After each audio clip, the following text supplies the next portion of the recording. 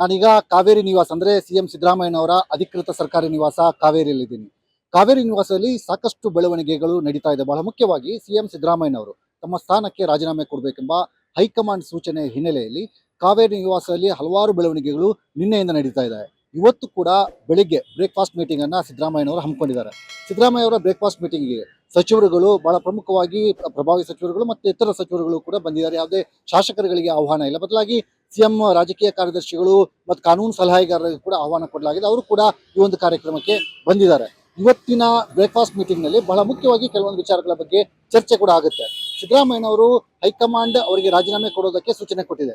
ದೆಹಲಿಯಲ್ಲಿ ನಡೆದಂತಹ ಒಂದು ಹೈ ವೋಲ್ಟೇಜ್ ಸಭೆಯಲ್ಲಿ ಒಂದು ಸೂಚನೆಯನ್ನು ಕೊಡಲಾಗಿತ್ತು. ರಾಹುಲ್ ಗಾಂಧಿ ಅವರಿದ್ರು, ಕೆ.ಸಿ. ವೇಣುಗೋಪಾಲ್ ಅವರಿದ್ರು, ಎಐಸಿಸಿ ಅಧ್ಯಕ್ಷರಾದಂತಹ ಮಲ್ಲಿಕಾರ್ಜುನ್ ಖರ್ಗೆ ಅವರಿದ್ರು, ರಾಜ್ಯ ಕಾಂಗ್ರೆಸ್ ಉಸ್ತುವಾರಿ ರಣದೀಪ್ ಸಿಂಗ್ ಸುರ್ಜೇವಾಲಾ ಅವರು ಕೂಡ ಈ ಸಭೆಯಲ್ಲಿದ್ದರು. ಈ ಸಭೆಯಲ್ಲಿ ಏಕಾಏಕಿ ಸಿದ್ದರಾಮಯ್ಯನವರು ತಮ್ಮ ಸ್ಥಾನಕ್ಕೆ ರಾಜೀನಾಮೆ ಕೊಡಬೇಕು, ಮುಖ್ಯಮಂತ್ರಿ ಸ್ಥಾನಕ್ಕೆ ರಾಜೀನಾಮೆ ಕೊಡಬೇಕೆಂಬ ಸೂಚನೆಯನ್ನ ರಾಹುಲ್ ಗಾಂಧಿ ಅವರು ಕೊಟ್ಟರು. ಬಹುಶಃ ಆ ನಿರೀಕ್ಷೆಯಲ್ಲಿ ಸಿದ್ದರಾಮಯ್ಯನವರು ಕೂಡ ಇರಲಿಲ್ಲ. ಯಾವಾಗ ರಾಹುಲ್ ಗಾಂಧಿ ಅವರು ಒಂದು ಸೂಚನೆಯನ್ನು ಕೊಟ್ಟರು, ಸಿದ್ದರಾಮಯ್ಯನವರಿಗೆ ಕೂಡ ಅದೊಂದು ಶಾಕಿಂಗ್ ಆಗಿತ್ತು. ಆ ಸಂದರ್ಭದಲ್ಲಿ ರಾಜೀನಾಮೆಯನ್ನು ಕೊಡೋದಾಗಿ ಕೆಲವೊಂದು 15 ದಿವಸಗಳ ನನಗೆ ಸಮಯಾವಕಾಶ ಅಥವಾ ಕಾಲಾವಕಾಶ ಕೊಡಿ, ಆನಂತರದಲ್ಲಿ ನಾನು ರಾಜೀನಾಮೆ ಬಗ್ಗೆ ಚಿಂತನೆ ಮಾಡ್ತೀನಿ ಎಂಬ ವಿಚಾರವನ್ನು ಹೇಳಿದರು. ಆದರೆ ಅದಕ್ಕೆ ಸಿದ್ದರಾಮಯ್ಯನವರಿಗೆ ಆ ಕಾಲಾವಕಾಶವನ್ನು ಏನು ಕೋರಿದ್ರು ಅದಕ್ಕೆ ರಾಹುಲ್ ಗಾಂಧಿ ಅವರು ಒಪ್ಪಿಗೆ ಕೊಟ್ಟಿಲ್ಲ. ಸಹಜವಾಗಿ ರಾಹುಲ್ ಗಾಂಧಿ ಅವರ ಈ ನಡೆ ಸಿದ್ದರಾಮಯ್ಯನವರಿಗೆ ಅಸಮಾಧಾನವನ್ನು ಉಂಟು ಮಾಡಿದೆ. ತಮ್ಮ ಆಪ್ತರ ಜೊತೆಗೆ ಕೂಡ ಈ ಬಗ್ಗೆ ಹೇಳಿಕೊಂಡಿದ್ದಾರೆ ಎಂಬ ಮಾಹಿತಿ ಕೂಡ ಇದೆ. ಆ ನಂತರದಲ್ಲಿ ಸಿದ್ದರಾಮಯ್ಯನವರು ಸಂಪೂರ್ಣವಾಗಿ ಮೌನಕ್ಕೆ ಶರಣಾಗಿದ್ದಾರೆ. ನಿನ್ನೆ ಅಂದ್ರೆ ಬುಧವಾರ ಸಿದ್ದರಾಮಯ್ಯನವರು ದೆಹಲಿಯಿಂದ ನೇರವಾಗಿ ಅವರ ಕಾವೇರಿ ನಿವಾಸಕ್ಕೆ ಬಂದರು.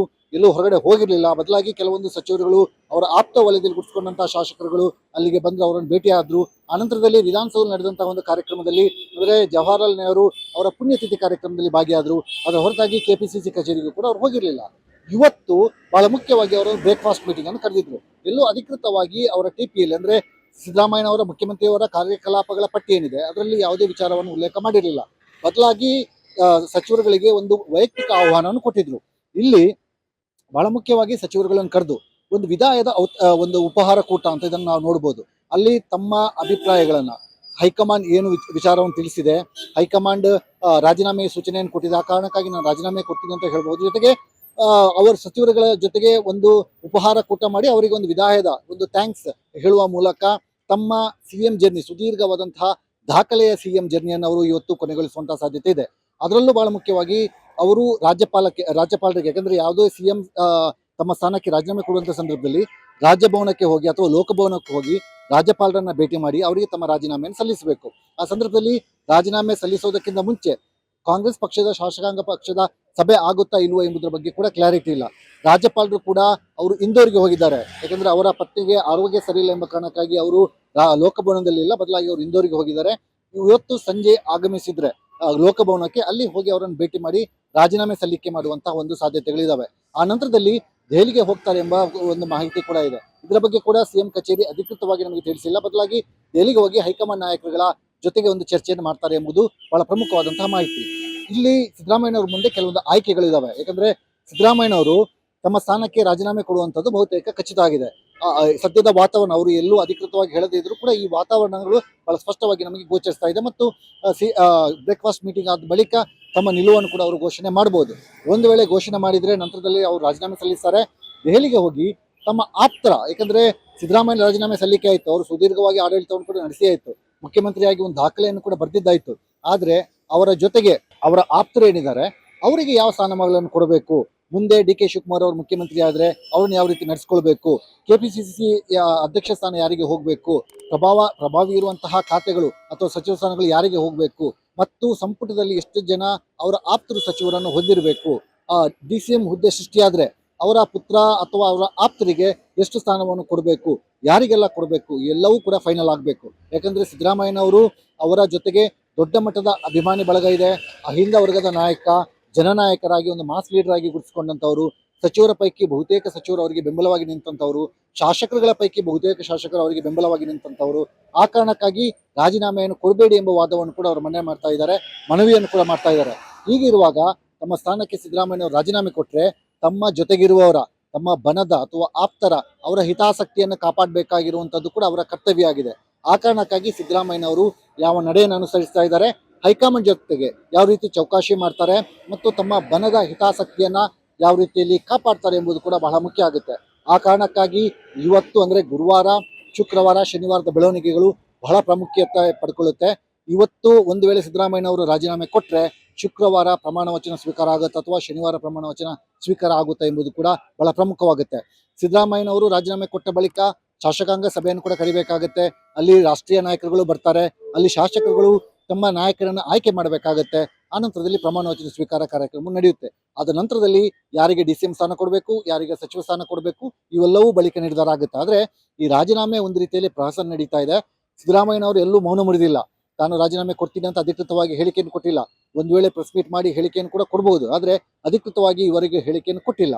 ಆದ್ರೆ ಒಂದು ವೇಳೆ ಕೊಟ್ಟ ನಂತರ ಅವರು ಯಾವ ನಡೆಯನ್ನು ಅನುಸರಿಸ್ತಾರೆ, ಅವರ ಆಪ್ತರು ಯಾವ ನಡೆಯನ್ನು ಅನುಸರಿಸ್ತಾರೆ, ನಂತರದಲ್ಲಿ ಕ್ಯಾಬಿನೆಟ್ ರಚನೆ ಆಗುತ್ತೆ. ಆವಾಗ ಯಾರಿಗೆಲ್ಲ ಸ್ಥಾನಮಾನಗಳು ಸಿಗುತ್ತೆ, ಸ್ಮೂತ್ ಆಗಿ ಈ ಒಂದು ಎಕ್ಸಿಟ್ ಆಗುತ್ತಾ, CM ಎಕ್ಸಿಟ್ಸ್ ಬಹಳ ಸ್ಮೂತ್ ಆಗಿ ಆಗುತ್ತಾ, ಅಥವಾ ಇದೊಂದು ಕಾನ್ಫ್ಲಿಕ್ಟಿಗೆ ಎಡೆ ಮಾಡಿ ಕೊಡುತ್ತಾ, ಎಲ್ಲವೂ ಕೂಡ ನಮ್ಮ ಮುಂದೆ ಇದೆ.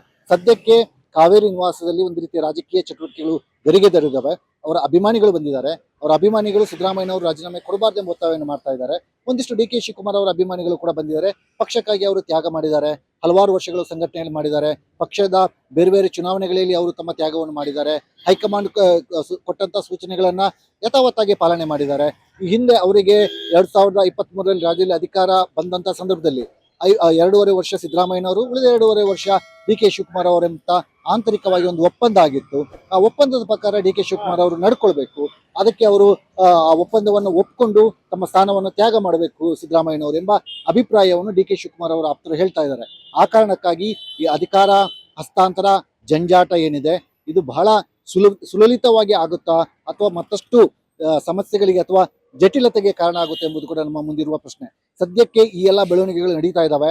ನಾಳೆ ಅಂದ್ರೆ ಶುಕ್ರವಾರ, ಶನಿವಾರ ಅಥವಾ ಸೋಮವಾರ ತನಕ ಇದು ಮುಂದುವರಿಯುತ್ತಾ, ಹೈಕಮಾಂಡ್ ಇದಕ್ಕೆ ಒಂದು ಶೀಘ್ರವೇ ಇತಿಶ್ರೀ ಹಾಡುತ್ತಾ ಎಂಬುದು ಕೂಡ ನಮ್ಮ ಮುಂದಿರುವ ಪ್ರಶ್ನೆ ಇದೆ. ಬ್ರೇಕ್ಫಾಸ್ಟ್ ಮೀಟಿಂಗ್ ನಡೀತಾ ಇದೆ. ಜೊತೆಗೆ ಕಾವೇರಿ ನಿವಾಸದ ಹೊರಗಡೆ ಅವರ ಅಭಿಮಾನಿಗಳು, ಅವರ ವರ್ಣ ಕ್ಷೇತ್ರದವರು ಸೇರಿರ್ಬೋದು, ಅವರ ಅಭಿಮಾನಿಗಳು ದೊಡ್ಡ ಸಂಖ್ಯೆಯಲ್ಲಿ ಜಮಾಯಿಸಿದ್ದಾರೆ ಮತ್ತು ಆಕ್ರೋಶವನ್ನು ಹೊರ ಹಾಕ್ತಾ ಇದ್ದಾರೆ. ಯಾವುದೇ ಕಾರಣಕ್ಕಾಗಿ ಸಿದ್ದರಾಮಯ್ಯನವರು ರಾಜೀನಾಮೆ ಕೊಡಬಾರ್ದು ಮತ್ತು ಅವರ ಅಗತ್ಯತೆ ಎಷ್ಟು ಮಟ್ಟಿಗೆ ರಾಜ್ಯಕ್ಕೆ ಇದೆ ಎಂಬುದರ ಬಗ್ಗೆ ಅವರು ತಮ್ಮ ಅಭಿಪ್ರಾಯಗಳನ್ನು ವ್ಯಕ್ತಪಡಿಸ್ತಾ ಇದ್ದಾರೆ. ಒಂದಿಷ್ಟು ಜನ ನಾವು ಮಾತಾಡ್ಸ್ಕೊಂಡು ಹೋಗ್ತೀನಿ. ಸರ್, ತಾವು ಯಾವ ಕ್ಷೇತ್ರದ, ಎಲ್ಲಿಂದ ಬಂದಿದ್ದೀರಿ? ನಾವು KR ಪಕ್ಕ ಬ್ಯಾಡ್ರಳ್ಳಿ. ನಮಗೆ ಸಿದ್ದರಾಮಯ್ಯನವರು ಈಗಾಗಲೇ ಹೈಕಮಾಂಡ್ ರಾಜೀನಾಮೆಗೆ ಸೂಚನೆ ಕೊಟ್ಟಿದೆ. ಸಿದ್ದರಾಮಯ್ಯನವರು ಮುಖ್ಯಮಂತ್ರಿಯಾಗಿ ಯಾಕೆ ಮುಂದುವರಿಬೇಕು? ಯಾಕೆ ಇವ್ರು ಇಲ್ಲ ಅಂತಂದ್ರೆ ಕಾಂಗ್ರೆಸ್ ಇಲ್ಲ, ಇವ್ರು ಕೊಡ್ಲೇಬಾರ್ದು. 28 ಎಲೆಕ್ಷನ್ಗೆ ಇವ್ರಿದ್ರೆ ಅನುಕೂಲ. ಇವ್ರಿಲ್ಲ ಅಂತ ಅಂದ್ರೆ ಈ 20 ಸೀಟು ಬರೋಲ್ಲ. ಇವ್ರು ಇರ್ಬೇಕು. ಅಲ್ಲ, ಈಗ ಸಿದ್ದರಾಮಯ್ಯನವರಿಗೆ ಸುದೀರ್ಘವಾಗಿ 8 ವರ್ಷಗಳ ಕಾಲ ಮುಖ್ಯಮಂತ್ರಿ ಅವಕಾಶ ಕೊಡಲಾಗಿದೆ. ಈಗ ಮತ್ತೆ ಮುಂದುವರಿಸುವಂತ ಅಗತ್ಯತೆ ಏನಿದೆ ಎಂಬ ಪ್ರಶ್ನೆ ಕೊಟ್ರೆ ನೆಕ್ಸ್ಟ್ ಸೋಲ್ತದೆ ಅಷ್ಟೇ. 20 ಸೀಟು ಬರಕ್ಕಿಲ್ಲ. DK ಕೊಟ್ರೆ ಕಾಂಗ್ರೆಸ್ ಪ್ರತಿ ಜನಾಂಗವೇ ಸಿದ್ದರಾಮಯ್ಯನವರು ಇದ್ರೆ ಮಾತ್ರ ಕೊಡ್ತಾರೆ, ಇಲ್ಲ ಅಂತಂದ್ರೆ ಕೊಡಲ್ಲ. ಅಲ್ಲ, DK ಶಿವಕುಮಾರ್ ಅವರು ಕೂಡ ಪಕ್ಷ ಸಂಘಟನೆ ಮಾಡಿದ್ದಾರೆ, ಅವರಿಗೆ ಅವಕಾಶ ಕೊಡ್ಬೇಕೆಂಬ ವಾದ ಇದೆಯಲ್ಲ. ತಮಗೆ DK ಶಿವಕುಮಾರ್ ಯಾಕೆ ಅಸಮಾಧಾನ? ದುಡ್ಡು ಮಾಡಕ್ಕೆ DK ಶಿವಕುಮಾರ್, ದುಡ್ಡಿಗೆ ಪಾರ್ಟಿಗಲ್ಲ. ಅವನ್ಯಾವ ಪಾರ್ಟಿ ಕಟ್ಟಿದ್ದಾನೆ ಸ್ವಾಮಿ? ಸಿದ್ದರಾಮಯ್ಯ ಕಟ್ಟಿರೋದು, ಇನ್ಯಾರು ಅಲ್ಲ. ಅವ್ನ್ ದುಡ್ಡು ಮಾಡಿರೋದು ಅಷ್ಟೇ. ಚೆನ್ನಾಗಿ ದುಡ್ಡು ಮಾಡವನೆ. ತಮ್ಮ ಪ್ರಕಾರ ಸಿದ್ದರಾಮಯ್ಯನವರೇ ಮುಖ್ಯಮಂತ್ರಿಯಾಗಿ ಯಾಕೆ ಮುಂದುವರಿಬೇಕು? ಅಂದ್ರೆ ಜನರ ಒಳ್ಳೆತನ ತುಂಬಿದೆ. ಸಿದ್ದರಾಮಯ್ಯನವರೇ ಮುಂದುವರಿಬೇಕು. ಬಡವರ ಬಗ್ಗರಿಗೆಲ್ಲ ಬೇಕಾದಷ್ಟು ಮಾಡ್ಯವ್ರೆ. ಅವ್ರೇನು ಯಾರನ್ನು ಕೊಳ್ಳೆ ಹೊಡೆದಲ್ಲ. ಬಡವರ ಬಗ್ಗರಿಗೆ ಬೇರೆ ಯಾರ ತಿನ್ಕೊಂಡು ಹೋಗ್ತಿದ್ದ ಹಿಡಿದು ಬಡವರಿಗೆ ಕೊಟ್ಟವ್ರೆ. ಯಾರ ತಿನ್ನಕ್ಕೆ ಯಾರಿಗೂ ಬಿಡಲ್ಲ. ಅವರು ಬಡವರ ರೈತರಿಗೆ, ಯಂಗ್ಸರ್, ಲೇಡೀಸ್ಗೆ ಎಲ್ಲಾರಿಗೂ ಕೊಟ್ಟವ್ರೆ. ಬಡವರಿಗೆ ಆತರ ಮಾಡೋರು ಯಾರು ಮಾಡಕ್ಕಾಗಲ್ಲ. ಆತರ ಲೇಡೀಸ್ಗಳು ಕೈ ಮುಗಿತಾರೆ. ಅವ್ರಿಗೆ ಅನ್ನ ಕೊಟ್ಟವ್ರೆ. ಅನ್ನಿಲ್ದೇನೆ ಸತ್ತವ್ರೆ. ಅವ್ರಿಗೆಲ್ಲ ಅನ್ನ ಕೊಟ್ಟವ್ರೆ. ಅಂತ ಮಿನಿಸ್ಟರ್ ಯಾರು ಬರ್ತಾರೆ? ಆತರ ಕೊಡೋರು ಯಾರು ಬರಕಲ್ಲ. ಅವ್ರು ಏನು ಬದುಕಿಲ್ಲ, ಜನಕ್ ಮಾಡ್ಯಾರ ಹೊರತು ಅವ್ರೇನು ಉಪಕಾರ ಮಾಡಿಕೊಂಡಲ್ಲ. ಈಗ ಅವರ ರಾಜೀನಾಮೆ ಪಡ್ಕೊಂಡ್ರೆ ನಿಮ್ಮ ನಿಲುವು ಏನು? ರಾಜೀನಾಮೆ ಪಡ್ಕೊಂಡ್ರೆ ಪ್ರಯತ್ನ ಏನು ಬರಕಲ್ಲ. ಅವರೇ ಇರ್ಬೇಕು ಅಂತ ನಮ್ಮಿದು. ಅವರೇ ಇರ್ಬೇಕು ನಮ್ಗೆ. ಅವರು ಒಳ್ಳೆಯವರು, ಬಡವರು ಸಾಕರು, ಬಡವರು ಬಂದವರು, ಅವ್ರು ಇರ್ಬೇಕು ನಮ್ಗೆ.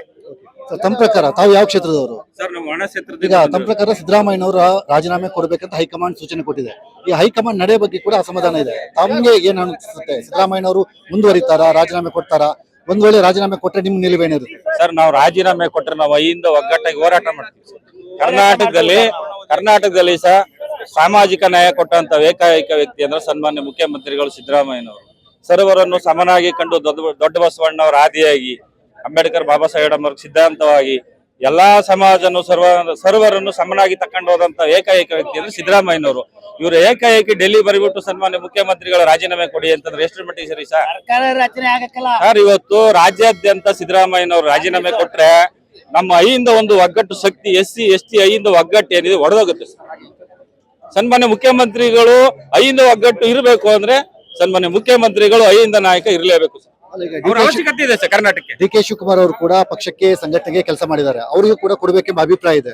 ಸೊ ತಾವು ಪರ್ಟಿಕ್ಯುಲರ್ ಆಗಿ ಯಾಕೆ ವಿರೋಧ ಮಾಡ್ತಾ ಇದ್ದೀರಿ? ಸರ್, ನಾವು DK ಶಿವಕುಮಾರ್ನವ್ರನ್ನ ಖಂಡಿತವಾಗ್ಲೂ ವಿರೋಧ ಮಾಡಲ್ಲ ಸರ್. ಅವರು ನಮ್ಮ ನಾಯಕರೇನೆ. DK ಶಿವಕುಮಾರ್ ಅವರು ನಮ್ಮ ನಾಯಕರೇ. ಸಾಹೇಬ್ರ ಹಂಗೆ ಅವರು ಹಂಗೆ. ನಾವು ಹೇಳೋದೇನು ಅಂದ್ರೆ ಈ 2 ವರ್ಷ ಅವಧಿ ಮುಗಿಲಿ.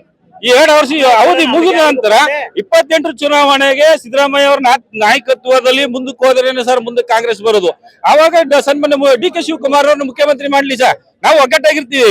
ಇವತ್ತು ಏಕಾಏಕಿ 3 ವರ್ಷ ಆಡಳಿತ ಮಾಡಿದಂತ ಒಂದು ಹಗರಣ ಇದ್ರೆ ಸರ್, ಇವತ್ತು ಮುಖ್ಯಮಂತ್ರಿಗಳ ಹಗರಣ ಇದ್ರೆ ದಿಢೀರ್ ಅಂತ ಕರೆದು ರಾಜೀನಾಮೆ ಕೊಡಿಸ್ವಿ.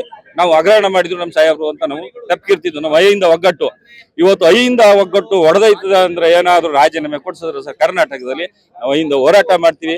ಮುಂಬರುವ ಚುನಾವಣೆಗಳಲ್ಲಿ ತಕ್ಕ ಪಾಠ ಅಂತೂ ನಾವು ಕಲಿಸ್ತೀವಿ ಸರ್. ಈ ವಿಡಿಯೋ ನಿಮಗೆ ಇಷ್ಟ ಆದಲ್ಲಿ ಲೈಕ್ ಮಾಡಿ, ಶೇರ್ ಮಾಡಿ ಹಾಗೂ ಸಬ್ಸ್ಕ್ರೈಬ್ ಮಾಡಿ. ನಮಸ್ಕಾರ.